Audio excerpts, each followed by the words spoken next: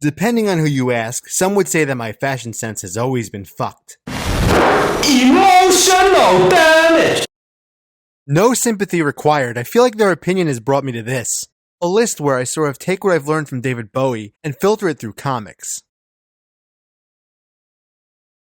There's not much that would defend my fashion sense. Even if there was, it's doubtful that I'd use it. I don't know much, but I know what I like. Bracelets across the wrist. Cowls with fins right down the middle. Capes, cavalier boots. But since I'm no tailor, nor do they make these things ready to wear, I've had to make do. Decades ago, I'd pull what I thought were the most interesting bits from the racks in the local mall, then take them home and mix and match them, similar to how Dr. Jekyll made his formula. It would go something like this.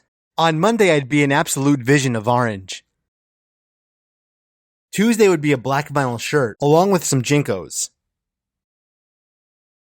Wednesday, Thursday was some superhero t-shirt or a button-down flashy thing, maybe even my favorite sweatshirt my mom gave me. By Friday, I'd pull it all back to what was at the time the iconography of my identity.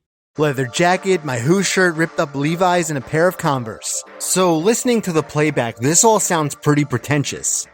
But that wasn't my intention. I have never been described as a fashion icon. I never even wanted to be. All I ever really wanted was how I felt in those days. And how I felt was empowered. The feeling sort of comes and goes now as I've entered my 40s. But my love for the never-ending battle, as it's fought on both sides, in brightly colored outfits, never dims. Man, I tell you what, may God bless America, really, because these patriotic superheroes need about all the help they can get with their uniforms. Far too many of them look the same. One character that doesn't have this problem is Lady Liberty. She was a member of Force of July that sacrificed herself when fighting Cobra. Since her death, 4 other women have taken up the mantle, and they've been a part of various teams and organizations throughout DC Comics.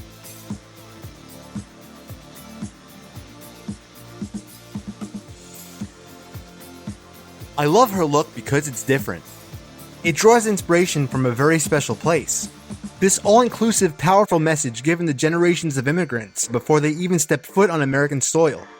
It's idyllic and welcoming, just like a superhero's uniform should be. You can call them off-brand or discount heroes all you want. Just, don't let me find out. Like a really cool punk rock band that the general audience hasn't found yet. That's what the Red Circle characters are to me. They're characters from a bygone era, created to launch Archie comics into the superhero genre. Simple characters with an extraordinary sense of responsibility, along with absolutely astounding names, like Mr. Justice, the Web, the Hangman, and one of my favorites, the Fly.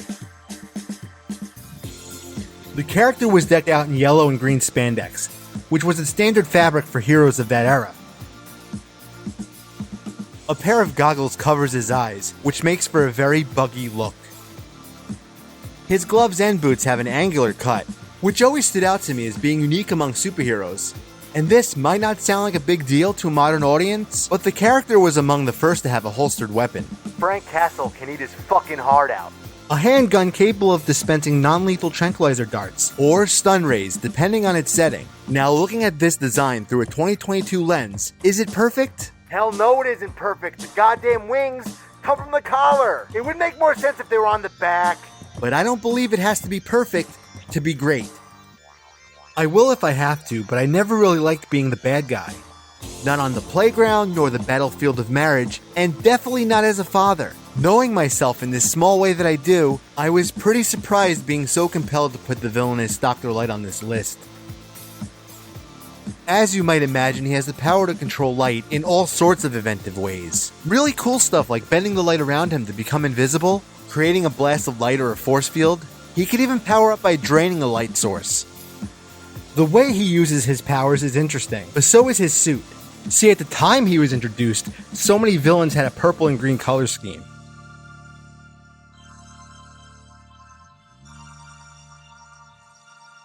I don't know if the choice was made to set him apart, or if they just liked the way black and white went together. Either way, it was a very smart decision. It's a nearly perfect supervillain costume that continues to endure, and I think it's obvious as to why. Fiends aren't just cool, they're very, very cool. Believe it or not, the patriotic subgenre of superhero did not start with Captain America. It started with the Shield. Yet another Red Circle character. Just my 2 cents. Do with it what you will, but I find it a little more than disgraceful that comic book fans have slept on the Red Circle characters time after fucking time! Unlike with the Fly, I'm going to avoid the Shield's original costume. Like the goddamn Rona. It was messy and ridiculous, which is such a weird thing because the character was created by Joe Simon and Jack the King Kirby.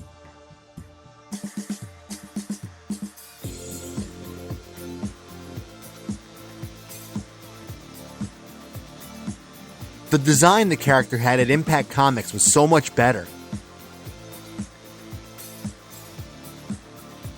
In that story, the costume was actually an armored supersuit capable of the extraordinary. Things like superhuman strength, durability, and flight. The redesign really changed things up in all the right places. Like the blue glove white bracelet combination, along with the blue circles and white stars, really pops. You know, it's funny, I never really liked the outerwear on the Superman suit, but the blue really works for the Shield redesign. Maybe because it's combined with a couple of streaks that sort of resemble a belt. It all sort of breaks up that busy American flag design running down the torso. The boots mirror the gloves, making it all uniform. As far as patriotic superhero costumes go, the Shield is far too underrated. Here's the thing about fashion. From the beautiful beaches of Malibu to my old snobbish hometown of West Islip, every place, everywhere has their own sense of style.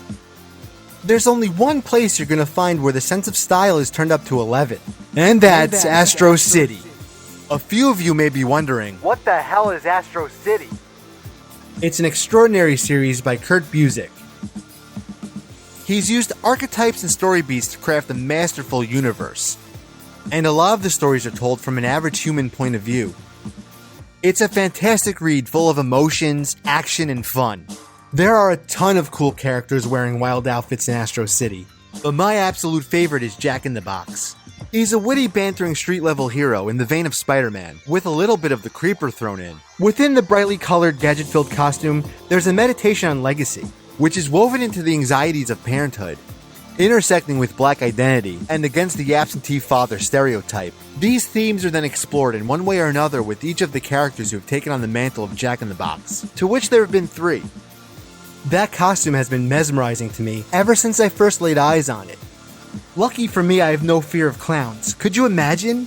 Some poor bastard who's scared of clowns and short on money, robs a bank or something, and just happens to be apprehended by Jack? They would be so screwed. To me, this Harlequin of Justice, decked out in green, white, yellow, and red, has a slight Rorschach quality to his mask, depending on your opinion of clowns, and which side of the law you're on. Here, let's test out this theory. Look at this and tell me, is he smiling or plotting to eat your soul? I think we all can agree that this character looks like a Jack that has somehow escaped the box. And that is so unnerving. And so cool. If you've gotten this far in my video, I appreciate it. It wasn't an easy one to sit through, I don't think. It has an underlining theme of identity issues. Obviously, I've struggled with that a bit. Maybe you have too.